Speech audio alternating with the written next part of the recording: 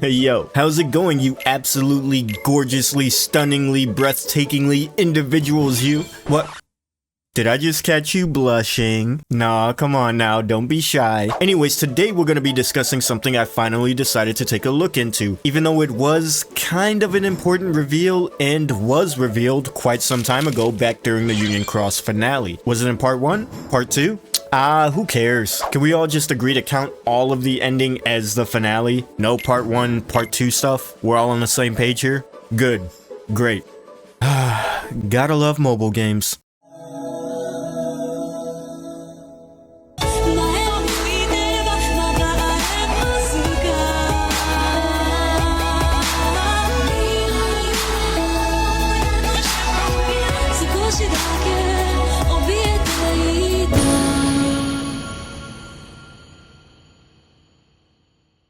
Back during the events leading up to the ending of Union Cross, we have numerous cutscenes sprinkled throughout the absolute blast our main characters were having, dealing with darkness, betrayal, sacrifice, darkness, friendship, trust, darkness. Oh shit. Sorry, wait, I'm actually dying. Throughout this sequence of events, we have sprinkled in a little bit of what we in the industry like to call lore, particularly about the Master of Masters and his overall plan to fight back against the darkness, the 13 true darknesses. Fight back! We see the Master overlooking the signature hill of Daybreak Town, where he is approached and begins to divulge his plans to, oddly enough, darkness, one of the 13 true darknesses. In this particular moment, the Master gives us a bit of insight as to why he had Luciu travel with the Keyblade with his eye in it, as well as the black box, there being more to it than just I want to see the future shenanigans. In fact, it is to act as a waypoint for the Master not only to see into the future, but to travel to any point in which he wishes into the future as well. In order to travel into the future through means of a lifeboat, one would lose their physical body. It is at this point that your heart itself physically travels into the future, and the only way for you to recomplete yourself is for there to be two things at the appointed destination: a medium, as well as someone who maintains memories of you. A medium could be any number of things. It could be an article of clothing, it could be a particular relic with a deep connection to you, anything of the sorts. And then of course, memories of you is just that, someone who remembers you. It's all right. You can stop now. It's all right. Shion.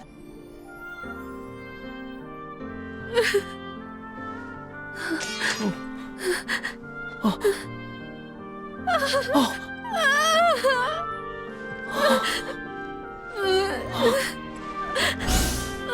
Useless puppet.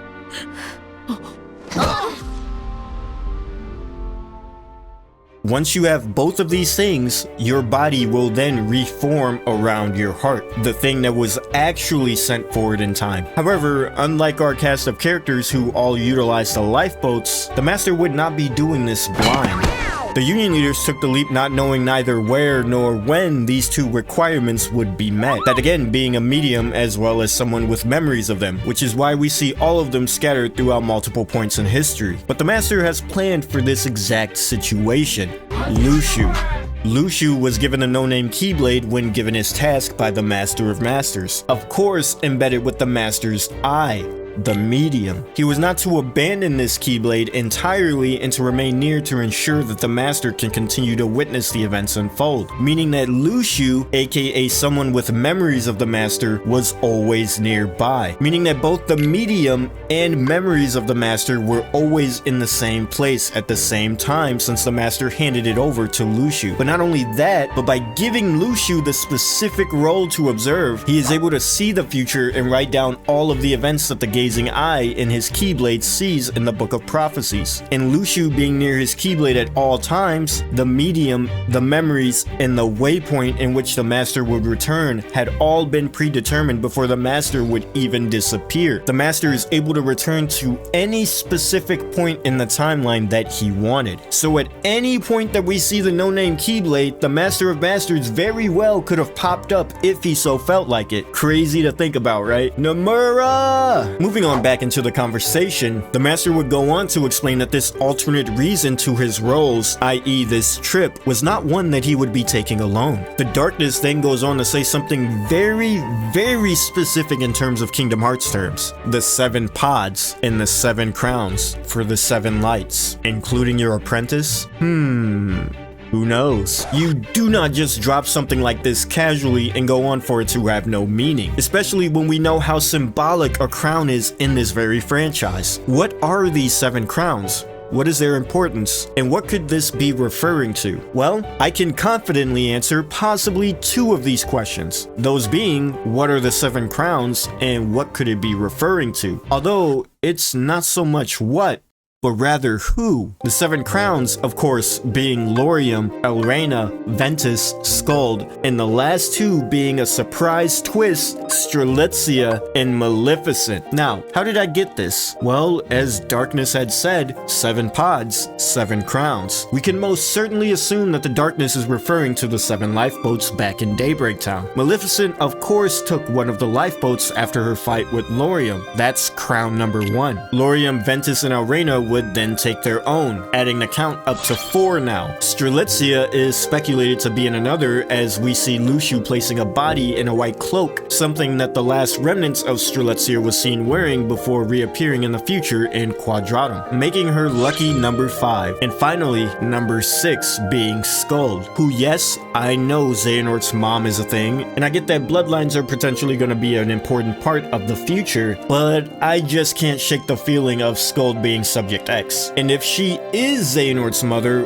why was Skuld the only character that took a lifeboat that had no follow-up to where she ended? We see where everyone else ended up, and we even see Ephemer's lifeboat fail to activate as he is left behind with the ruins of Daybreak Town. Of course, going on to be the founder of Scala at Kylum. Nomura doesn't do things without reason, especially something as odd as this when he could have easily thrown in a cutscene of Skuld standing next to Ephemer, if she did stay behind, or where she ended up in the future. Unless it's being hidden because it is still something that hasn't been revealed, aka the mystery of Subject X. Again, I have a whole video where we talk more about this, but that's just my quick thoughts on the subject. And as to why Brain is not on this list, even though he appears in the future in Scala at Kylum, it is because Luciu, through whatever means, had gotten Brain out and into the future, which, as far as we know, was not through that of a lifeboat. Specifically, why Luciu had to interfere in the first place, because Brain had volunteered to stay behind to allow all the others to escape. But wait,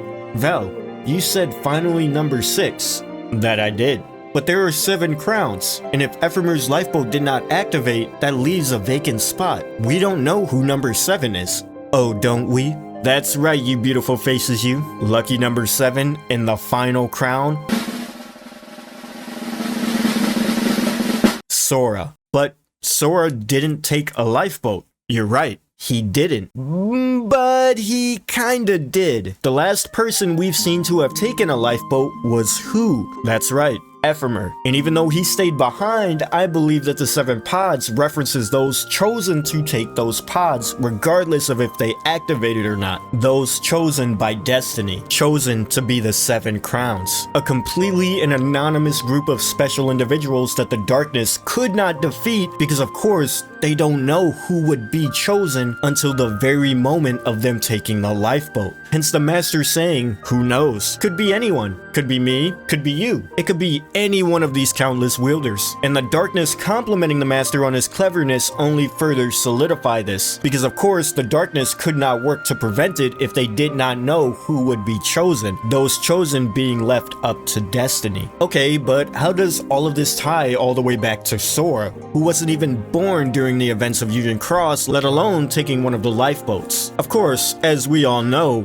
well, know now, when a Keyblade wielder falls, they are presented with the 2 options of becoming a Dream Eater, who of course would go on to protect the dreams of other sleeping wielders, or of course be reborn as a new person, which isn't exactly reincarnation 1-for-1 in the traditional sense, but rather when a person is born, that Keyblade wielder's heart melts into the new heart, becoming one with it. Imagine if in Kingdom Hearts 1, Kairi had actually perished and her heart was absorbed into Sora's heart. heart, while Sora would still be Sora. All of the glimpses and the memories that Sora was having throughout Kingdom Hearts 1 of Hollow Bastion would still be there, but the entire time as we saw, Sora was still Sora. Does that make sense? Same as how our player character in Dark Road knew of their past with Ephemer in the gang, even though they themselves were this new person, this caretaker to Xehanort. Make sense? Yeah, I know. Kingdom Hearts is great, isn't it? Regardless, we can assume that Ephemer had perished by the time Brain awakens in Scalad Kylum,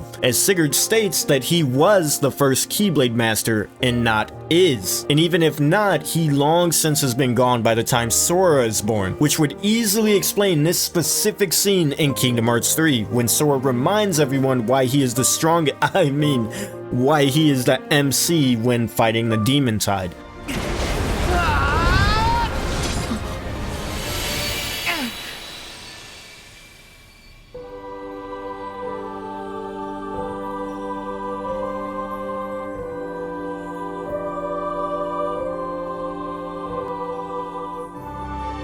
Need some help?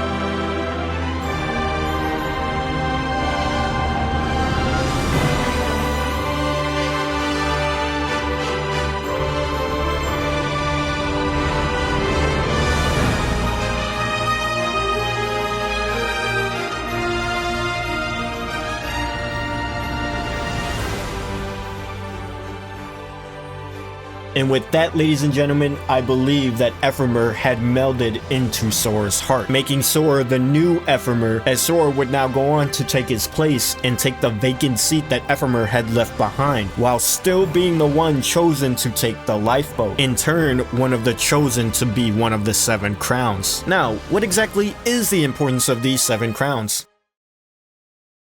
I don't know. Heck, haven't I given you enough already? Are you still not satisfied? Maybe these have to do with the new main lights to stand against the 13 true darknesses, the true 7 lights. Maybe Sora's necklace actually has an importance. Maybe it has to do with his bloodline thing, being passed down throughout his family, like how the Straw Hat is of massive importance and is passed down generationally in One Piece. For all of my One Piece fans out there. Honestly, this whole theory is a Hail Mary, but hey, I tried, and that's all I can do with what we've got for now. But I'll let you go ahead and chew on that for a little bit while I sink back into my hyperbolic time chamber to give yet another I tried in the next video. And until next time, you beautiful people, it's been Val, and I'm out. Later.